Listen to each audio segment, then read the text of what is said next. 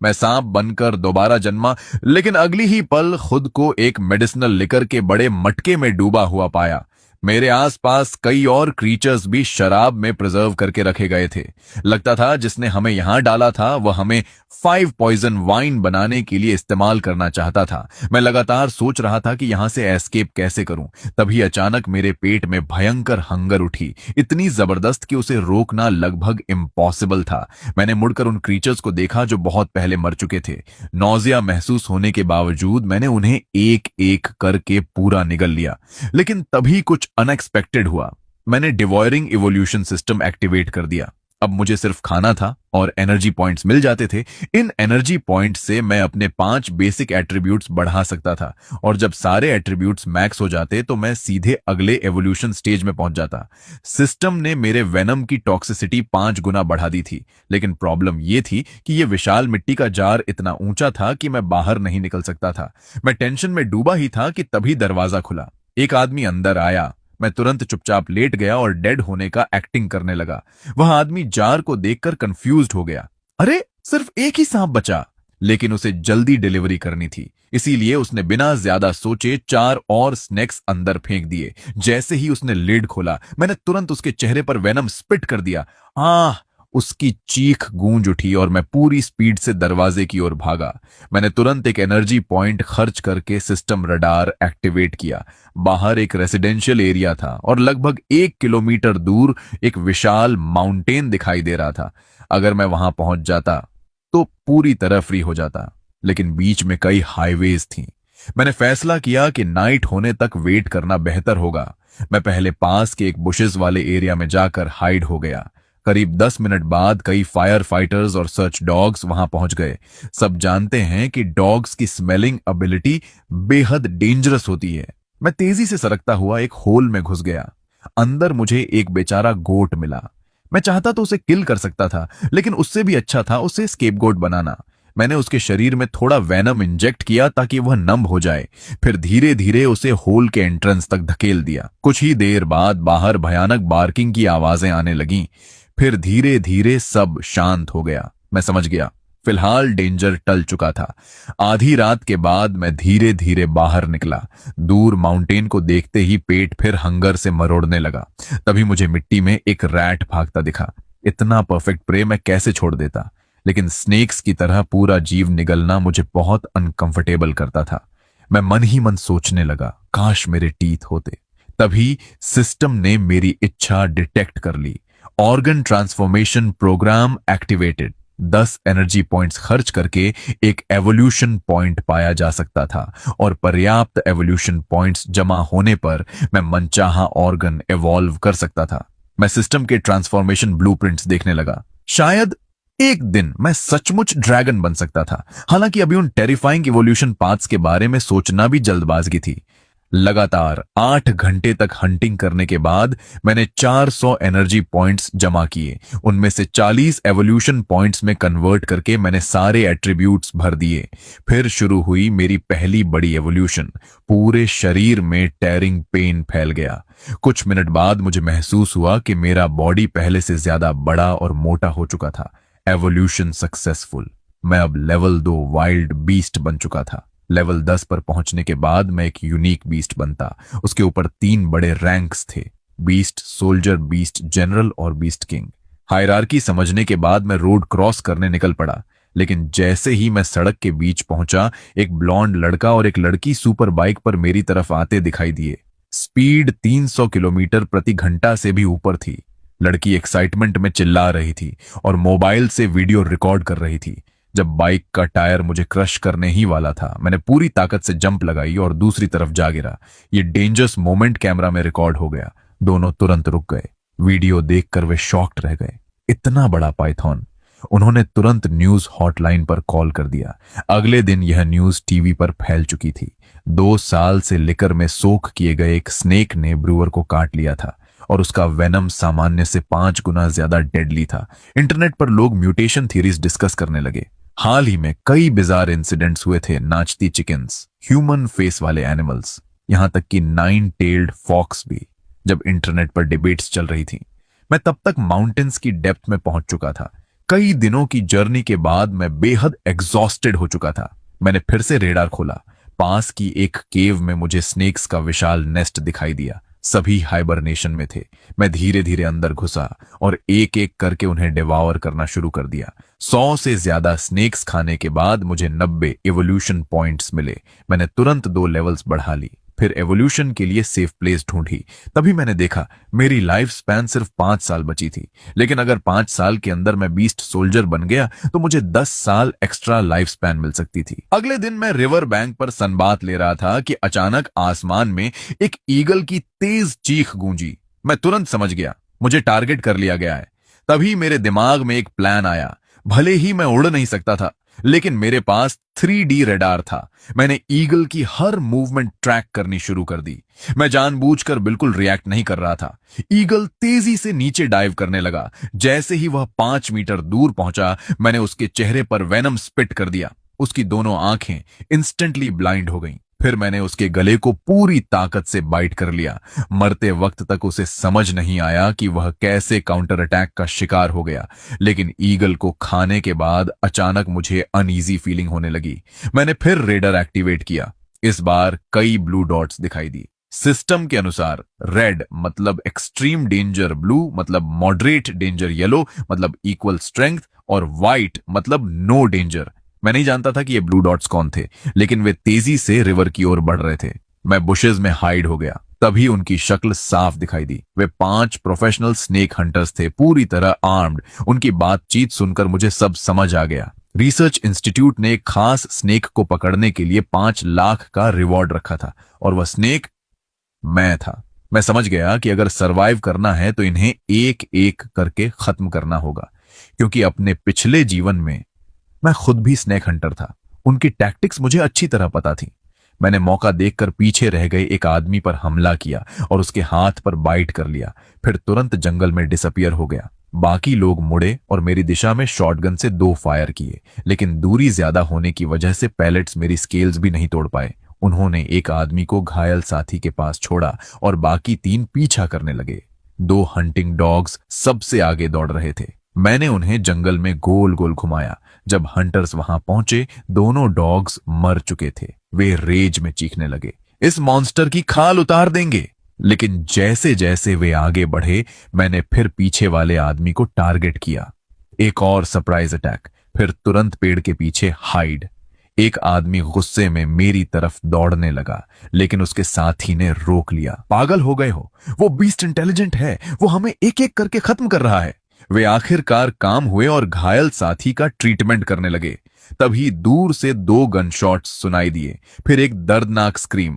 बाकी दोनों के चेहरे डर से सफेद पड़ गए। अब उनके दिमाग में सिर्फ रिट्रीट का थॉट था। 5 में से सिर्फ 2 लोग बचे थे। अगर वे अभी नहीं भागते तो यहीं मर जाते। उनके मन में तुरंत पीछे हटने का ख्याल आया। 5 में से अब सिर्फ 2 ही बचे थे। अगर वे अभी नहीं भागते तो शायद यहीं मर जाते। जिन 2 आदमियों को मैंने काटा था, उन्हें घूरते हुए मेरी नजर अचानक जमीन पर बिखरी दवाइयों के पास पड़े एक छोटे से लाल डिब्बे पर पड़ी।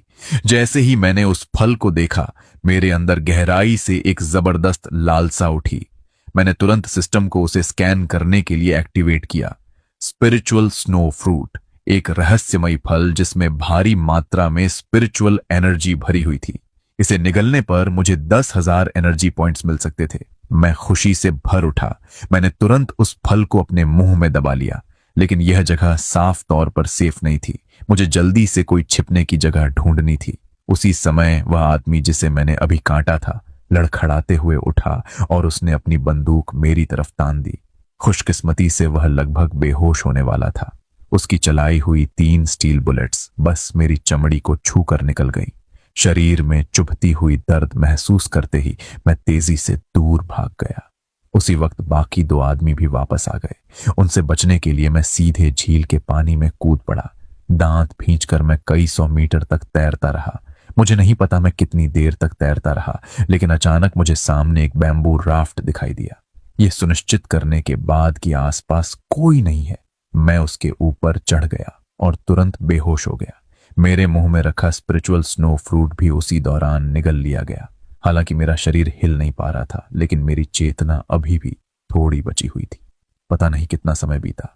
अचानक मेरे सामने एक फिशिंग बोट आकर रुकी। मेरा दिल जोर से धड़क उठा। मुझे लगा इस बार मैं सच में खत्म हो गया, लेकिन मेरी उम्मीद के बिल्कुल उलट नाव पर मौजूद छोटी लड़की ने जिद पकड़ ली कि वह मुझे बचाएगी। उस लड़की का फिजिक बेहद अजीब था। बचपन से ही छोटे जानवर उसकी तरफ खींचे चले आते थे। उसके पिता और दादा ने स्थिति देखकर आखिरकार मुझे घर ले जाकर इलाज करने का फैसला किया। मैं खुद को आह भरने से रोक नहीं पाया। मुझे सच में अच्छे लोग मिल गए थे। 7 दिन बीत गए। मेरे घाव लगभग पूरी तरह ठीक हो चुके थे। शुरुआत में यूनू को छोड़कर परिवार के बाकी सभी लोग मुझसे डरते थे, लेकिन क्योंकि मैंने कभी भी अग्रेशन नहीं दिखाई, वे धीरे धीरे मेरे आदी हो गए। खास तौर पर यूनू का छोटा भाई, जो हमेशा उस स्टोर रूम में खेलने आ जाता था जहां मैं रहता था। शुरुआत में उसके दादा को लगता था कि मैं खतरनाक हूं, लेकिन बाद में वह बार बार कहने लगे कि मैं बहुत इंटेलिजेंट हूं। उस बूढ़े आदमी को गर्व से भरा देखकर मैं मन ही मन सोचता था, अगर मैं कोई दूसरा सांप होता तो उसका पोता अब तक मेरा स्नैक बन चुका होता। धीरे धीरे मेरी यूनरो के साथ एक गहरी कनेक्शन बन गई। सिस्टम ने तो मुझे एक नई स्किल भी दे दी, टेलीपैथी। अगर टेलीपैथी वैल्यू 80 तक पहुंच जाती तो ब्रेन वेव्स के जरिए बातचीत की जा सकती थी, और अगर ये एबिलिटी और आगे इवॉल्व होती तो शायद सिर्फ दिमाग से चीजों को कंट्रोल करना, यहां तक कि दूसरों को सप्रेस करना भी संभव हो जाता। मैं सोच में पड़ गया, क्या इंसान भी म्यूटेट हो सकते हैं? उत्साह से भरी यून को देखते हुए मैंने तुरंत सिस्टम से उसका शरीर स्कैन किया। यून सिर्फ लेवल 9 वाइल्ड बीस्ट ही नहीं थी, बल्कि उसकी टेलीपैथी वैल्यू सीधे 99 तक पहुंच चुकी थी। उसके पास 2 डिवाइन स्किल्स भी थी। हालांकि मैं अब एक बीस्ट बन चुका था, लेकिन मेरी आत्मा की गहराई में मैं अभी भी इंसान ही था। भविष्य में शायद यून ही इंसानों और मेरे बीच ब्रिज बन सकती थी। उस कनेक्शन की वजह से मैंने तुरंत उसका धन्यवाद किया। मैंने उसे अपनी जान बचाने के लिए थैंक यू कहा, और साथ ही यह भी बताया कि कमरे में बंद रहकर मैं बोर हो गया हूं। मैं कोर्टयार्ड में जाकर धूप सेंकना चाहता था। जैसे ही यूनरो बाहर गई, मैंने तुरंत 1000 से ज्यादा प्यूरिफिकेशन पॉइंट्स जोड़ दिए। आधे घंटे तक स्ट्रगल करने के बाद भी मैं ब्रेक थ्रू नहीं कर पाया। सिस्टम ने साफ बता दिया कि इवॉल्व होने के लिए स्पिरिचुअल एनर्जी अभी भी पर्याप्त नहीं थी। मेरे पास धूप सेंकते रहने के अलावा कोई और रास्ता नहीं था। उसी समय यून के पिता और दादा वापस लौटे। मुझे पहले से और बड़ा देखकर उनकी आंखों में साफ डर दिखाई दे रहा था। आखिरकार मैं एक सांप था। मुझे समझ आ गया कि ठीक होते ही मुझे यहां से निकल जाना चाहिए। तभी मैंने उसके दादा को फसलों को बर्बाद करते जंगली सुअरों की शिकायत करते सुना। मैंने तुरंत यून से अपना मैसेज पहुंचाने को कहा। यूनरू के पिता को लगा कि उसकी बेटी बकवास कर रही है। वह कह रहे थे कि कोई सांप इंसानी भाषा नहीं समझ सकता। यह देखकर मैंने सीधे उसकी तरफ सिर हिला दिया। दादा पूरी तरह स्टन्ड रह गए। उन्होंने तुरंत हाथ जोड़कर मुझे प्रणाम किया। तो फिर यह काम मैं आपको सौंपता हूं, वेनरेबल इमॉर्टल सर्पेंट। मैंने यूनरो को अलविदा कहा और उस जंगली सुअर को ढूंढने निकल पड़ा। क्योंकि मेरा शरीर ब्रेक थ्रू नहीं कर पा रहा था, मैंने फैसला किया कि फिलहाल अपने पॉइंट से लेवल अपग्रेड करूंगा। मैंने अपनी वेनम स्पिट स्किल को लेवल 4 तक बढ़ा दिया। अब उसकी रेंज 12 मीटर तक पहुंच चुकी थी और उसका पॉइजन इफेक्ट 15 गुना ज्यादा डेडली हो गया था। मेरे पास अब भी 100 से ज्यादा एक्सपीरियंस पॉइंट्स बचे हुए थे। यह एबिलिटी साफ तौर पर सर्वाइवल के लिए बनी थी। इसे किसी जंगली सुअर पर इस्तेमाल करना थोड़ा वेस्ट लग रहा था। मैं वेजिटेबल फील्ड के पास झाड़ियों में छिप कर बैठ गया। इंतजार करते करते आधी रात हो गई। अचानक मैप पर 10 ब्लू डॉट्स दिखाई दिए। मैंने तुरंत दूर की तरफ देखा। उस ग्रुप में मेरे 2 पुराने दुश्मन भी मौजूद थे। इस बार वे सिर्फ शॉटगन्स ही नहीं लाए थे, बल्कि 5 बेहद फेरोशियस हंटिंग डॉग्स भी साथ लाए थे। मेरी आंखों में किलिंग इंटेंट चमक उठी। इस बार मुझे इन सबको एक साथ खत्म करना था। मैंने बिना हिचकिचाए अपनी मेंटल प्रेशर स्किल एक्टिवेट कर दी। अगले ही पल 5 डॉग्स वहीं बेहोश होकर गिर पड़े। मेरे विशाल शरीर को देखकर स्नेक हंटर्स डर से कांपने लगे। उनकी चीखें जंगल में गूंज उठीं। मुझे भी उम्मीद नहीं थी कि यह स्किल इतनी पावरफुल होगी। उन्हें पूरी तरह सप्रेस करने के बाद मैंने हर एक के शरीर में वेनम इंजेक्ट किया, फिर एक एक करके उनकी हड्डियां तोड़ डाली। मैं तब तक नहीं रुका जब तक क्रैकिंग साउंड सुनाई देना बंद नहीं हो गई। उसके बाद मैंने उनकी बैलेंसिंग्स चेक की कि कहीं कोई कैमरा या वॉइस रिकॉर्डर तो नहीं है। काफी देर सर्च करने के बाद भी मुझे सिर्फ बिस्किट्स और मेडिसिन मिले। इन चीजों का मेरे लिए कोई यूज नहीं था। मैंने सोचा था इन्हें यूनरो के लिए ले जाऊं, लेकिन अफसोस मेरे पास ना हाथ थे ना पैर। मैं कुछ कैरी नहीं कर सकता था। जहां तक उन 5 हंटिंग डॉग्स की बात थी, उन्हें वेस्ट करना बेकार था। मैंने उन सबको निगल लिया, लेकिन ह्यूमन फ्लैश खाने की बात, अब भी मैं खुद को उसके लिए मजबूर नहीं कर पा रहा था। मैं वापस विल्डरनेस में लौट गया और अपना एम्बुश जारी रखा। आधी रात के करीब अचानक रेडर पर एक ब्लू डॉट दिखाई दिया। मैंने तुरंत 3D इमेज झूम की। वह एक विशाल बार किंग था। उसका आकार लगभग मेरे बराबर था। उसकी थिक स्किन और मजबूत बॉडी देखकर साफ पता चल रहा था कि वह बीस्ट्स में टॉप टियर स्पेसिमेन था। मेरा उससे फ्रंटल बैटल करने का कोई इरादा नहीं था। मैं चुपचाप एक पेड़ पर चढ़ गया और उसके पास आने का इंतजार करने लगा। जैसे ही वह रेंज में आया, मैंने सीधे उसकी आंख पर वेनम स्पिट कर दिया। करोसिव पेन से बॉर किंग पागलों की तरह गरजने लगा। आखिर 15 गुना टॉक्सिसिटी कोई मजाक नहीं थी। सिर्फ 10 मिनट के अंदर वह जमीन पर गिरकर मर गया। मैं तुरंत युनरो के घर वापस लौटा और उसे बॉर किंग की लोकेशन बता दी। युनरो के पिता ने जल्दी से कुछ लोगों को बुलाया और माउंटेन पर जाकर उसका कॉर्प्स वापस ले आए, क्योंकि मेरा स्टमक अभी भरा हुआ था। मैंने सिर्फ आधा मीट लिया और बाकी उन्हें छोड़ दिया। अब मैं युनरो के साथ बैठकर वीडियोस देख रहा था। तभी न्यूज चैनल पर ब्रेकिंग न्यूज आई। हाल ही में साउथ चाइना सी की गहराइयों में एक जायंट स्केलेटन मिला है। स्केलेटन लगभग 10 मीटर ऊंचा था। उसका सिर नहीं था, लेकिन उसके 4 हाथ थे। उसकी चेस्ट में किसी अननोन मटेरियल से बनी जायंट सोड ढंसी हुई थी। रिपोर्ट देखते हुए मुझे काफी राहत महसूस हुई। दुनिया में लगातार उभर रहे मॉन्स्टर्स और मिस्टीरियस फिनोमेना मेरे लिए परफेक्ट कवर बन रहे थे।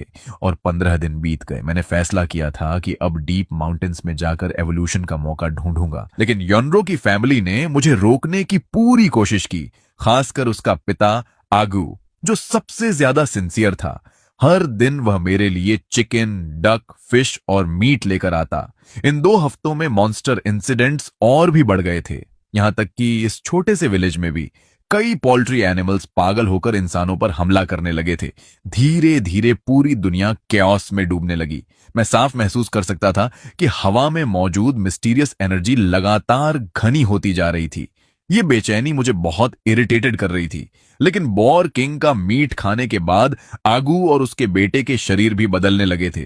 उन दोनों को महसूस हो रहा था कि कोई मिस्टीरियस फोर्स उनके बॉडीज को स्ट्रेंथन कर रही है। उसी समय धरती अचानक जोर जोर से कांपने लगी। मेरा इंस्टिंक्ट तुरंत चीखा, कुछ बहुत बुरा होने वाला है। मैंने तुरंत युनरो की फैमिली को घर से बाहर निकलने का आदेश दिया। जैसे ही हम ओपन एरिया में पहुंचे, पूरा घर कोलैप्स होकर मलबे में बदल गया। मैंने तुरंत युनरो और बाकी लोगों को चेतावनी दी, जल्दी किसी ऊंची जगह पर जाओ। अर्थक्वेक के बाद काउंटलेस वाइल्ड बीस्ट्स जंगलों से भागते हुए बाहर आने लगे। वे सीधे ह्यूमन टेरिटरीज में घुस गए। हर तरफ फाइटिंग, बाइटिंग और किलिंग शुरू हो गई। उसी समय सिस्टम की नोटिफिकेशन चमकी, surrounding spiritual energy awakening. System के अनुसार मैं जल्द ही एवॉल्व कर सकता था। इस बार मैंने सचमुच यनरो की पूरी फैमिली की जान बचाई थी। उसके ग्रैंडफादर और छोटे बच्चों ने तुरंत मेरे सामने घुटने टेक दिए। ग्रैंडफादर तो यनरो को मेरा डिसाइपल तक बनाना चाहता था। मैंने उन्हें गहरी नजर से देखा। मैं अच्छी तरह समझ रहा था कि वह क्या सोच रहा है। अब जब दुनिया कैटास्ट्रोफीरा में प्रवेश कर चुकी थी, अगर उनकी फैमिली के पास मेरे जैसा सपोर्ट होता तो कम से कम वे सेफली सरवाइव कर सकते थे। वैसे भी मेरे सिस्टम के साथ मेरा स्ट्रॉन्गर होना तय था। अगर मुझे भविष्य में अपनी फैक्शन बनानी थी तो मुझे भरोसेमंद लोगों की जरूरत पड़ती। ये सोचकर मैंने उनकी रिक्वेस्ट एक्सेप्ट कर ली। अब जब मैं मास्टर बन चुका था तो मुझे वेलकम गिफ्ट भी देना चाहिए था। हालांकि मेरे पास देने लायक कुछ खास नहीं था, लेकिन इस डिजास्टर में सर्वाइवल सप्लाईज बेहद जरूरी थीं। फैमिली को सेटल करने के बाद मैं हंटिंग पर निकल पड़ा। माउंटेन के अंदर चलते हुए अचानक मुझे एक बेहद आकर्षक फ्रेग्रेंस महसूस हुई। यह सेंसेशन स्पिरिट स्नो फ्रूट से भी ज्यादा इंटेंस थी। मैं अकेला नहीं था जो इस स्मेल से अट्रैक्ट हुआ था, लेकिन बाकी बीस्ट्स की हालत अजीब थी। वे जैसे अपनी सैनिटी खो चुके थे और बिना सोचे आगे बढ़ते जा रहे थे। जैसे जैसे मैं फ्रेग्रेंस के करीब पहुंचा, मेरे अंदर भी कोई शक्ति डिस्टर्ब होने लगी। तभी सिस्टम ने warning the, target affected by illusion spirit fruit fragrance, risk of falling into illusion. एक 100 एनर्जी पॉइंट्स खर्च करके 10 घंटे तक इल्यूजन डिस्पेल करना चाहते हैं? मैंने बिना हिचकिचाए कंफर्म कर दिया। अपनी कॉन्शियसनेस बनाए रखते हुए मैंने रास्ते में इल्यूजन में फंसी कई बीस्ट्स निगल ली।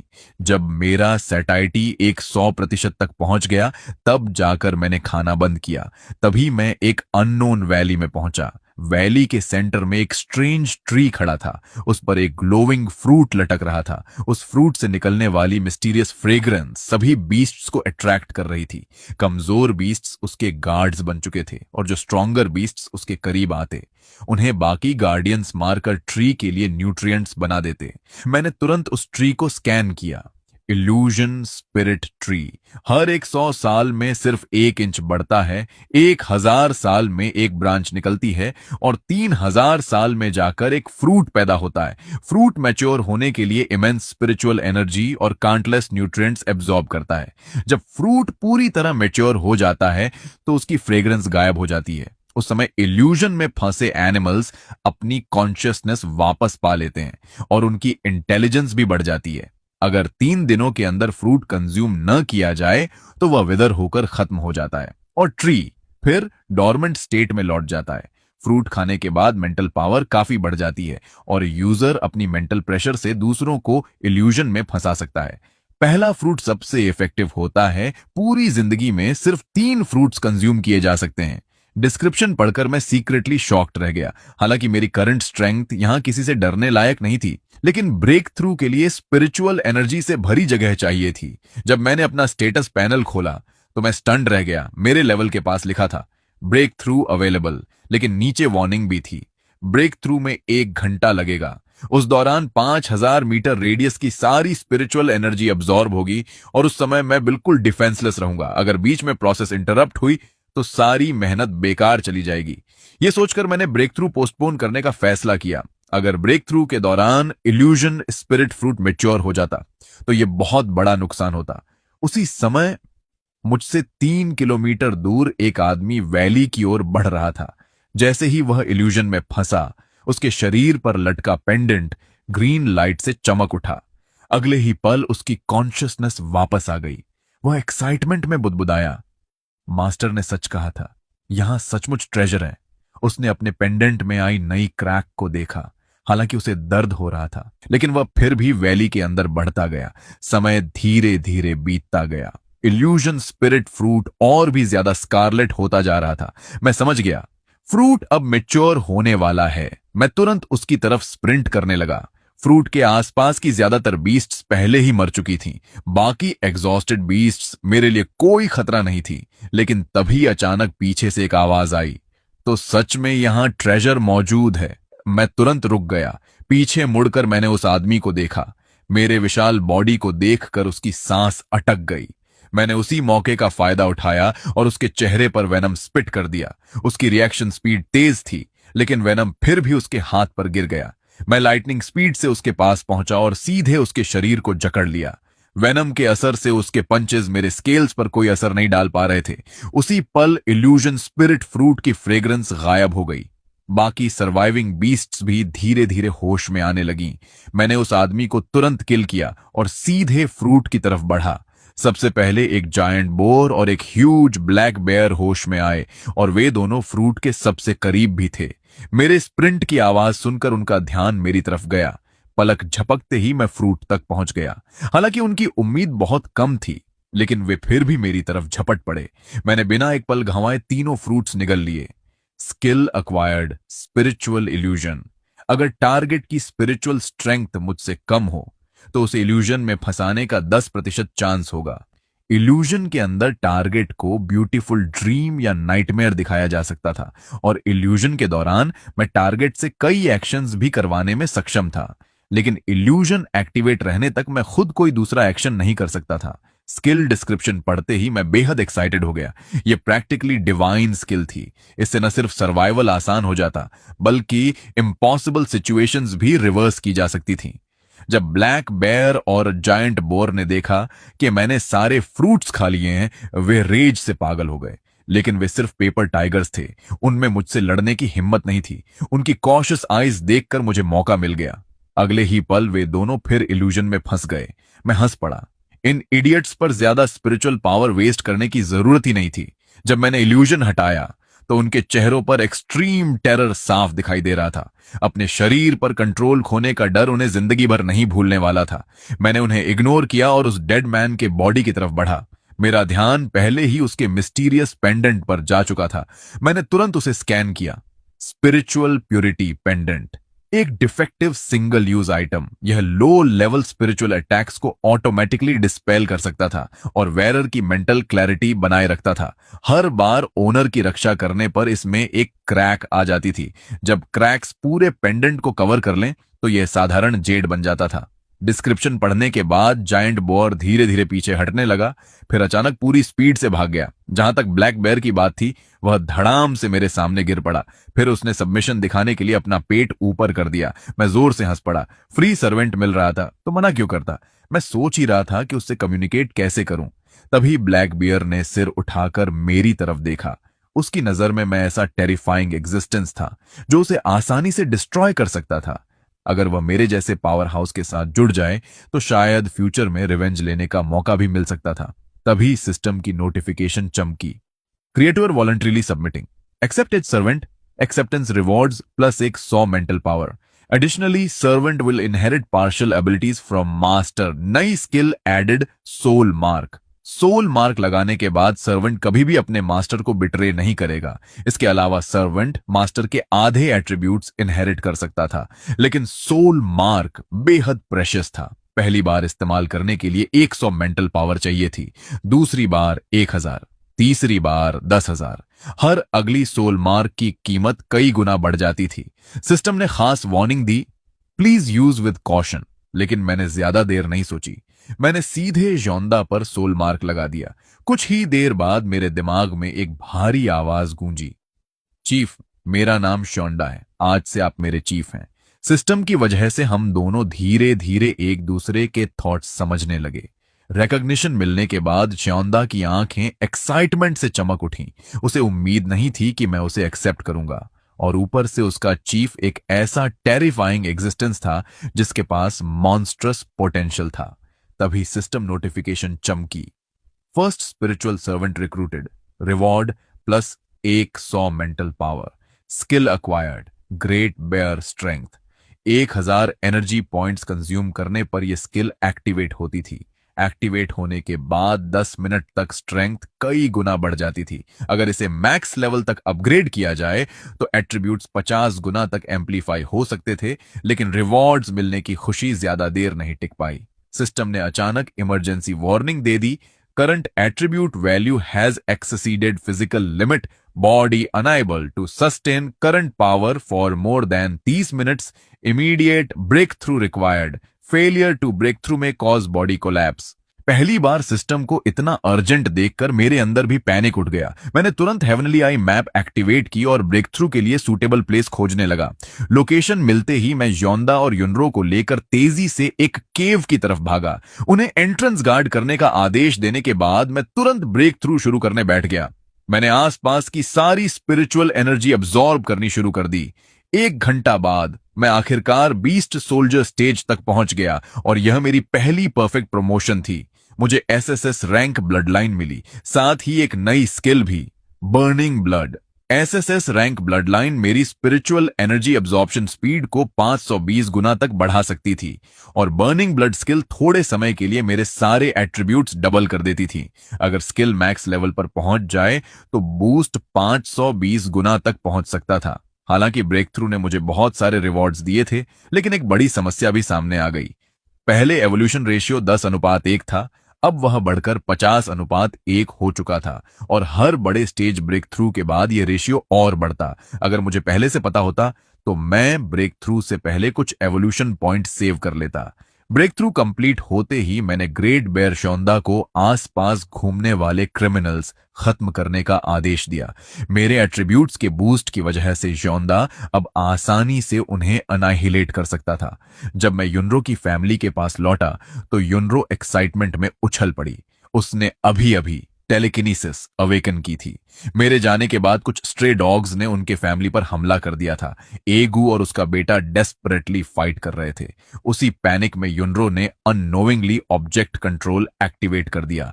आसपास पड़े स्टोन्स और ब्रांचेस हवा में उड़ने लगे और डॉग्स पर हमला करने लगे। ये देखकर मैं अंदर से बेहद खुश हुआ। मुझे सचमुच एक ट्रेजर मिल गया था। फ्यूचर में युनरो मेरी टॉप क्लास असिस्टेंट बन सकती थी। अगली सुबह मैं सबको लेकर माउंटेन से नीचे उतर आया। मैंने फैसला कर लिया था कि युनरो को अपनी ह्यूमन रिप्रेजेंटेटिव बनाऊंगा, और अगर ऐसा था तो नेचुरली मुझे उसके लिए सेफ टेरिटरी भी बनानी थी। 2 हफ्ते बाद फायर स्टोन्स की मदद से मेरा स्टेज अपर बीस्ट सोल्जर तक पहुंच चुका था। वहीं श्योंडा भी बिगिनर बीस्ट सोल्जर बन गया था। ये अचीवमेंट्स उन 2000 से 3000 सर्वाइवर्स की वजह से थीं जो हमारे सामने खड़े थे। वे आसपास के टाउन्स और विलेजेस के सर्वाइविंग ह्यूमंस थे।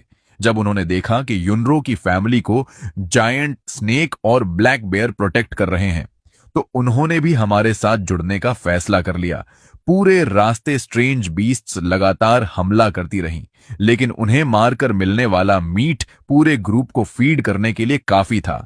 कुछ लोग 100 किलोमीटर दूर काउंटी हेडक्वार्टर्स तक पहुंचना चाहते थे, उम्मीद में कि वहां मिलिट्री प्रोटेक्शन मिलेगी।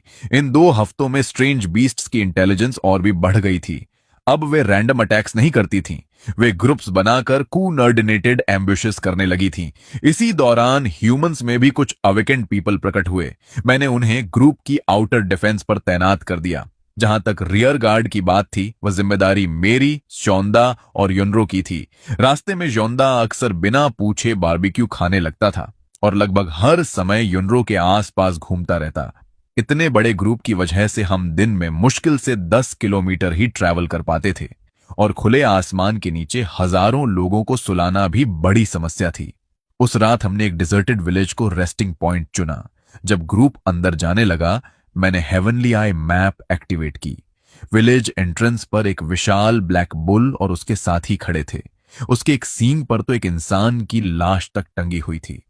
मैं तुरंत समझ गया कि ये ऑर्डिनरी अवेकेंड सोल्जर्स के बस की बात नहीं थी। मैं तेजी से आगे बढ़ा। जैसे ही ब्लैक बुल चार्ज करने वाला था, कुछ फ्लाइंग नाइव्स उसके सामने जाकर धंस गए।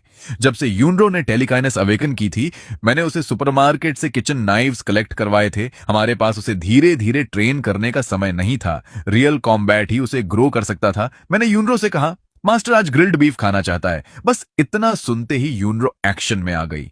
एक पल में आधा बुल हर्ड जमीन पर गिर चुका था। बुल लीडर पैनिक में मुड़ा और भागने लगा। मैंने शोंदा और युनरो को बाकी बुल संभालने का आदेश दिया और खुद लाइटनिंग स्पीड से आगे बढ़कर बुल लीडर को खत्म कर दिया। उस रात मैंने आखिरकार आराम से ग्रिल्ड बीफ एंजॉय किया। रॉ प्रे को जिंदा निगलने की तुलना में यह सिविलाइज्ड लाइफ कहीं ज्यादा कंफर्टेबल थी। खाने के बाद मैं शोंदा और युनरो को लेकर नाइट पेट्रोल पर निकल गया। साथ ही आगे का रास्ता भी स्काउट कर रहा था। अगर कोई डेंजर मिलता तो रास्ते में ही खत्म कर देते। मैं महसूस कर सकता था कि युनरो जल्द पूरी तरह अवेकन होने वाली थी। मैं उसे सेफ्टी जोन की तरफ ले जाने की सोच ही रहा था कि अचानक बूम! दूर एक एक्सप्लोजन हुआ। मैं तुरंत फुल स्पीड से वहां भागा। बैटलफील्ड पर पहुंचकर मैंने देखा कुछ सोल्जर्स म्यूटेंट बोर्स के ग्रुप से लड़ रहे थे। ये वे सिविलियंस नहीं थे जिन्हें मैं प्रोटेक्ट कर रहा था। मैं ऑर्डिनरी ह्यूमंस को इंटिमिडेट कर सकता था, लेकिन आर्मी अलग चीज थी। अगर गन फाइट शुरू हो जाती तो मुझे भी यकीन नहीं था कि मैं हैवी फायर आर्म्स सर्वाइव कर पाऊंगा, और अगर अभी मदद कर भी दूं तो कौन जानता था फ्यूचर में वही लोग मेरे खिलाफ न हो जाए। आखिर इंसान अलग बीइंग्स के साथ 2 ही तरीके अपनाते हैं, या तो वॉरशिप और सबमिशन, या फिर कैप्चर और डिसेक्शन। लेकिन आखिरकार मेरी ह्यूमन साइड जीत गई। पहले उन्हें बचाते हैं, बाकी बाद में देखेंगे। अगर सिचुएशन खराब हुई तो मैं शोंदा के साथ चला जाऊंगा। अगर मैं सच में जाना चाहूं तो कोई मुझे रोक नहीं सकता था। जल्द ही हम तीनों बैटलफील्ड के पीछे पहुंच गए। एक जायंट स्नेक, एक ह्यूज ब्लैक बेयर और एक लड़की। ये स्ट्रेंज कॉम्बिनेशन देखते ही पूरा बैटलफील्ड फ्रीज हो गया। दूर बिनोक्यूलर्स पकड़े कमांडर भी स्टन्ड रह गया। मैंने शोंदा से कहा, 2 बड़े वाले मैं संभालता हूं, बाकी तुम लोग देख लो। इतना कहकर मैं लाइटनिंग स्पीड से म्यूटेंट बोर लीडर तक पहुंच गया। मेंटल मैनिपुलेशन एक्टिवेट होते ही दोनों बोर किंग्स एक दूसरे पर टूट पड़े। उसी मौके का फायदा उठाकर मैंने दोनों में मैसिव वेनम इंजेक्ट कर दिया। चौंदा सीधे एनिमी फॉर्मेशन में घुस गया और बोर्स को मैसेकर करने लगा। बाकी बची म्यूटेंट बीस्ट्स यूनरो के फ्लाइंग नाइव्स से एक एक करके कटती चली गईं। कुछ ही मिनटों में पूरा म्यूटेंट बियार आर्मी खत्म हो चुका था। यह दृश्य देखकर सामने खड़ी मिलिट्री पूरी तरह डम्फाउंडेड रह गई। मैंने यूनरो को आगे भेजा ताकि वह सोल्जर्स से कम्युनिकेट कर सके। बातचीत से पता चला कि उनकी मिशन नियर बाय सर्वाइवर्स को रेस्क्यू करना था, लेकिन अर्थक्वेक की वजह से रोड्स और माउंटेन्स बुरी तरह टूट चुके थे। उन्हें लाइट इक्विपमेंट के साथ डेंजरस रूट लेना पड़ा और रास्ते में काउंटलेस म्यूटेटेड पिग्स ने उनकी प्रोग्रेस रोक दी थी। जब उन्हें पता चला कि जायंट स्नेक वास्तव में यूनरो का मास्टर है तो वे और भी शॉक्ड हो गए। उनके लिए सबसे अनबिलीवेबल बात यह थी कि मैं और सियोंदा ह्यूमंस की प्रोटेक्शन कर रहे थे। कमांडर शॉकिंग ने तुरंत फैसला किया, जब तक ये ह्यूमैनिटी के साइड पर हैं, ये हमारे एलाइज हैं। जब रेफ्यूजीज को मिलिट्री कैंप में पहुंचाया गया तो काउंटलेस सर्वाइवर्स रो पड़े। उन्हें आखिर यकीन हो गया कि ड्रैगन कंट्री ने उन्हें अबैंडन नहीं किया। ये देखकर मुझे लगा अब मेरे जाने का समय आ गया है। शाओ किंग ने भी फैसला किया कि वह मेरे और ज्योंदा के बारे में हाई कमांड को रिपोर्ट करेगा। वह अच्छी तरह जानता था, अगर जायंट स्नेक और ब्लैक बेयर को एलाई नहीं बनाया जा सकता तो कम से कम उन्हें एनिमी भी नहीं बनने देना चाहिए। उसी रात यूनरो भी एक डीप अवेकनिंग स्टेट में चली गई। आधा महीना बाद मैं यूनरो और सियोंदा को एक विशाल नदी के किनारे लेकर पहुंचा। यहीं सियोंदा की मदर मारी गई थी। तब वह छोटा था और रिवेंज लेने में असमर्थ। तभी से वह हेट्रेड लेकर भटकता रहा था। मैंने थर्ड आई रडार एक्टिवेट किया। जल्द ही एक ब्लू डॉट दिखाई दिया। करीब जाकर देखने पर पता चला वह 10 मीटर लंबा जायंट क्रोकोडाइल था। सिस्टम डेटा के अनुसार वह प्राइमरी कमांडर स्टेज में था। उसकी डिफेंस और स्ट्रेंथ दोनों टेरिफाइंग थी, लेकिन पिछले आधे महीने में मैंने 850 इवोल्यूशन पॉइंट्स जमा कर लिए थे। मैं कभी भी नेक्स्ट ब्रेक थ्रू कर सकता था और एक बार कमांडर स्टेज तक पहुंच गया तो ये एंशिएंट क्रोकोडाइल मेरे सामने कुछ भी नहीं होता। ज्योंदा और यूनरो भी मेरे सीरियस एक्सप्रेशन को समझ गए। मैंने शोंडा की तरफ देखा। आज रात मैं ब्रेक थ्रू करूंगा, उसके बाद उसे मारना बच्चों का खेल होगा। स्योंदा एक्साइटेड होकर बोला, चीफ आप निश्चिंत होकर ब्रेक थ्रू कीजिए। जो भी डिस्टर्ब करने आएगा उसे पहले मेरी लाश पार करनी होगी। उस रात हमने एक अबैंडन्ड विलेज में शेल्टर लिया। आसपास की म्यूटेटेड फिश साफ करने के बाद मैं एक पुराने घर के अंदर चला गया। उसी समय सिस्टम फिर सामने आया। नेक्स्ट ब्रेक थ्रू रिक्वायर्स 2 घंटे। Will absorb massive spiritual energy within 10,000 metre radius. Process will purify and reconstruct body. मैंने बिना हिचकिचाए ब्रेक थ्रू शुरू कर दिया। मैंने तुरंत ब्रेक थ्रू शुरू कर दिया। जैसे ही आसपास की स्पिरिचुअल एनर्जी मेरी तरफ कन्वर्ज होने लगी, सियोंदा और यूनू दोनों पूरी तरह अलर्ट हो गए। समय धीरे धीरे बीतने लगा। जो विलेज पहले पूरी तरह खाली था, वहां धीरे धीरे म्यूटेटेड क्रीचर्स दिखाई देने लगी। वे सब इस विशाल एनर्जी फ्लक्चुएशन से अट्रैक्ट होकर आ रही थीं। मेरी मेंटल प्रेशर महसूस करते ही कई लो लेवल बीस्ट्स डरकर पीछे हट गईं, लेकिन कुछ सोल्जर लेवल बीस्ट्स अभी भी धीरे धीरे आगे बढ़ रही थीं। वे इंस्टिंक्टिवली समझ चुकी थीं कि यहां एक नया किंग जन्म लेने वाला है, लेकिन कोई भी आसानी से रिट्रीट नहीं करना चाहती थी। आखिर हाई लेवल बीस्ट का फ्लैश और ब्लड उनके लिए अल्टीमेट डेलिकेसी था। अगर वे मुझे ब्रेक थ्रू के दौरान मार देती तो शायद वहीं तुरंत इवॉल्व भी हो सकती थी। अगर मेरा ब्रेक थ्रू फेल हो जाता तो उनके पास मुझे खत्म करने का मौका था। मैंने अपनी कॉन्शियसनेस का एक हिस्सा बाहर की सिचुएशन ऑब्जर्व करने के लिए छोड़ रखा था। इस ब्रेक थ्रू ने बहुत सारे टेरिफाइंग क्रीचर्स अट्रैक्ट कर लिए थे और मेरे दिल में एक अजीब बेचैनी लगातार बढ़ रही थी। हालांकि मैप अभी तक कोई एबनॉर्मैलिटी नहीं दिखा रहा था, फिर भी वह क्राइसिस फीलिंग गायब नहीं हो रही थी। 1.5 घंटे बाद मैप पर अचानक एक ब्लू आइलैंड जैसा सिग्नल दिखाई दिया। Ancient land crocodile. शिकार करते समय उसने स्पिरिचुअल एनर्जी फ्लक्चुएशन महसूस की और पूरी स्पीड से यहां दौड़ पड़ा। मेरी टेरिफाइंग मेंटल प्रेशर महसूस करते ही उसके इंस्टिंक्ट्स ने वार्निंग दी, डेंजर अहेड, रिट्रीट इमीडिएटली। लेकिन उसी समय उसे यह भी समझ आ गया, अगर उसने अभी इंटरफेयर नहीं किया और दूसरा किंग सक्सेसफुली इवॉल्व हो गया तो इस टेरिटरी में उसके लिए कोई जगह नहीं बचेगी। एक टेरिटरी में दो किंग्स नहीं रह सकते। ये मेरा टेरिटरी है। मैं किसी दूसरे रूलर को टॉलरेट नहीं करूंगा। जब चौंदा और यूनू ने उस जाइंट क्रोकोडाइल को देखा तो दोनों अंदर तक हिल गए। उसकी प्रेशर बेहद हॉरिफाइंग थी। मैं भीतर ही भीतर बेचैन हो उठा। जल्दी करो, जल्दी, बस थोड़ा और। श्योंदा और यूनू जानते थे वे इस एंशंट मॉन्स्टर को रोक नहीं सकते। अगर वे सीधे भिड़ते तो ये सिर्फ सुइसाइड होता। ब्लैक बेयर और टू हॉर्न्ड बीस्ट यूनू को सामने देखकर एंशंट क्रोकोडाइल की आंखों में कंटेम्प्ट चमक उठा। उसके लिए वे दोनों सिर्फ छोटे इंसेक्ट्स थे। श्योंदा दांत भींचकर जायंट क्रोकोडाइल को घूरता रहा। वह लापरवाही से अटैक करने की हिम्मत नहीं कर रहा था। यूनू ने खुद को काम रहने पर मजबूर किया। उसके फ्लाइंग नाइव्स उसके आसपास घूम रहे थे। एंशियंट क्रोकोडाइल समझ चुका था कि उसे जल्दी करना होगा। अगर देर हुई तो सिचुएशन उसके खिलाफ जा सकती थी। उसकी आंखों में किलिंग इंटेंट चमक उठा और अगले ही पल वह सीधे श्योंदा पर टूट पड़ा। श्योंदा पूरी ताकत से भिड़ गया। पीछे यूनू लगातार हर एंगल से फ्लाइंग नाइव्स लॉन्च कर रही थी, लेकिन हर बार जियोंदा जायंट क्रोकोडाइल द्वारा पीछे फेंक दिया जाता। यूनू के नाइव्स भी उसकी टफ स्केल्स पेनिट्रेट नहीं कर पा रहे थे, बल्कि कई ब्लेड्स तो टूट तक गईं। एंशियंट क्रोकोडाइल पूरी तरह फ्यूरियस हो चुका था। उसकी नजर में यह स्टूपिड बियर मौत से बिल्कुल नहीं डर रहा था। गंभीर रूप से घायल होने के बावजूद वह बार बार उस पर चार्ज कर रहा था और दूसरी तरफ यूनू के नाइव्स हर ब्लाइंड स्पॉट से हमला कर रहे थे। हर बार जब एंशियंट क्रोकोडाइल यूनू को पहले मारने की कोशिश करता, जियोंदा पागलों की तरह उसके सामने कूद पड़ता।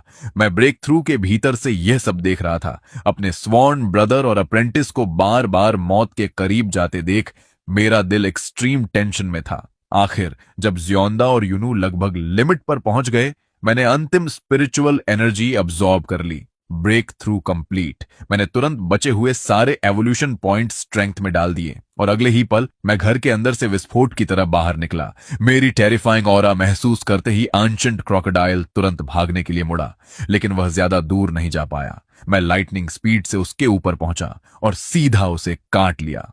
मैंने उसके शरीर में मैसिव वेनम इंजेक्ट कर दिया। हालांकि यह वेनम इंस्टेंटली लीथल नहीं था, लेकिन उसकी मूवमेंट सिवियरली क्रिपल कर सकता था। मेरी मैक्स्ड आउट स्ट्रेंथ ने जायंट क्रोकोडाइल को सांस तक लेने नहीं दी। उसने डेस्परेटली स्ट्रगल किया, लेकिन उसका शरीर धीरे धीरे नम होने लगा। आसपास शैडो में छिपी स्ट्रेंज बीस्ट्स ये सीन देखकर डर गईं। उन्होंने तुरंत रिट्रीट करना बेहतर समझा। समय बीतता गया। एंशियंट क्रोकोडाइल की रेजिस्टेंस कमजोर होती गई। आखिरकार वह पूरी तरह ठंडा पड़ गया। मैंने सीधे उसकी कॉर्प्स को सिस्टम स्पेस में स्टोर कर दिया। इस बैटल के बाद श्योंडा बुरी तरह घायल था। वह लगभग चल भी नहीं पा रहा था। यूनो की हालत कंपैरेटिवली बेहतर थी। उसने सिर्फ अपनी मेंटल पावर ओवरयूज कर दी थी। मैंने यूनरो को श्योंडा की देखभाल करने के लिए कहा और खुद पूरी रात आसपास छिपी मलिशियस बीस्ट्स को हंट करता रहा। वापस आने के बाद मैंने दोनों को स्पिरिचुअल टेक्निक्स और कल्टीवेशन फॉर्मूलाज सिखाई और रिकवरी के दौरान उन्हें इंटेंसिव ट्रेनिंग करने को मजबूर किया। मुझे नहीं पता था कि वे नेचुरली टैलेंटेड थे या सिस्टम का इफेक्ट था, लेकिन सिर्फ एक दिन के अंदर दोनों सही कल्टीवेशन पाथ पर आ गए। कुछ दिन बीते। जियोंदा और युनरू की इंजरीज लगभग हील हो चुकी थीं, लेकिन लौटते समय मुझे अनएक्सपेक्टेडली फिर इंसानों का एक ग्रुप दिखाई दिया और वे पहले की तरह फिर डेंजर में थे। करीब 10 स्विफ्ट विंड वुल्व्स ने शाओ किंग और उसके साथियों को घेर रखा था। दूर से ऑब्जर्व करते हुए मैंने देखा उनमें से कई लोग अब अवेकेंड वॉरियर्स बन चुके थे। सिर्फ 20 दिनों में शाओ किंग खुद सुप्रीम वॉरियर रैंक तक पहुंच गया था। उसका लक्ष्य साफ था, पैक को हराना है तो वुल्फ किंग को पहले मारना होगा। लेकिन सिर्फ 4 अवेकेंड फाइटर्स के साथ हम वुल्फ पैक को ब्रेक करना लगभग इम्पॉसिबल था। मैंने देखा शाओ किंग एक वुल्फ पर ब्लेड गिरा रहा था। मैंने तुरंत स्योंदा और युनरू को सिग्नल दिया, चलो। हम लाइटनिंग स्पीड से बैटलफील्ड में पहुंचे। हमें देखते ही शाओ किंग और उसके साथियों के चेहरों पर रिलीफ छा गया। इन एग्जॉटिक बीस्ट्स के सामने श्योंदा बिना हेजिटेशन के चार्ज कर गया। जहां तक वुल्फ किंग की बात थी, वह सिर्फ बीस्ट सोल्जर लेवल पर था। मैंने उसे एक ही अटैक में खत्म कर दिया। शाओ किंग अस्त व्यस्त हालत में बोला, आप तीनों का धन्यवाद। अगर आप नहीं आते तो हम आज मर चुके होते। थोड़ी बातचीत के बाद मुझे पता चला कि वे यहां क्यों आए थे।